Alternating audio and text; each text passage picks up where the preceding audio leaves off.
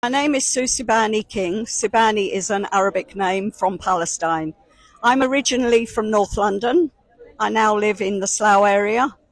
But when I was a teenager, I travelled to Israel being told that it was a desert that had been turned into the land of milk and honey by Jewish immigrants. I got there and was horrified to hear that I should not speak to Arabs. I shouldn't get in a car with Arabs. They would rape me, murder me, steal my money. And I was shocked because I'd met Arabs in Morocco on a holiday and they weren't like that at all. When I got in the second car, because we were hitchhiking back in the day, I got exactly the same message as if it was form written. And I started to wonder why they were trying to turn me against another people. On the third time of hearing it, I thought I'm going to investigate and find out what is going on. I ended up staying in Palestine. I married a Palestinian Christian. I have two Palestinian daughters that were born in Palestine.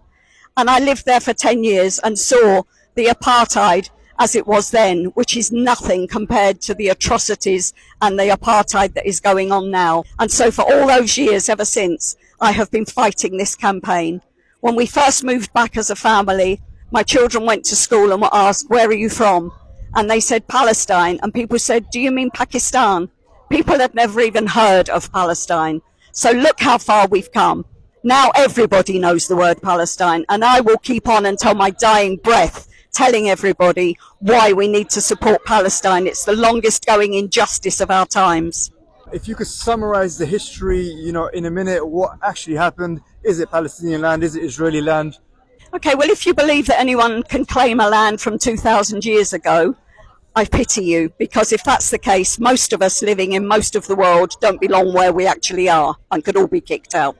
So that isn't a claim. If you listen to the Orthodox Jews, they also say that they are not supposed to have a land, that God didn't want them there. They're supposed to be dispersed throughout the whole world. So there's two reasons why Jews in Palestine was never a reason for them to go there. The whole thing was never about a Jewish homeland. It was always about a colonialist state. And the reason it was needed, as we've heard from Joe Biden fairly recently, if there was no Israel, we would have to create one. It's because it serves the interests of America and the West to have somebody there like a 51st state that they can control, which is why they support Israel completely, financially, with arms, and allow them total impunity in every violation of international law.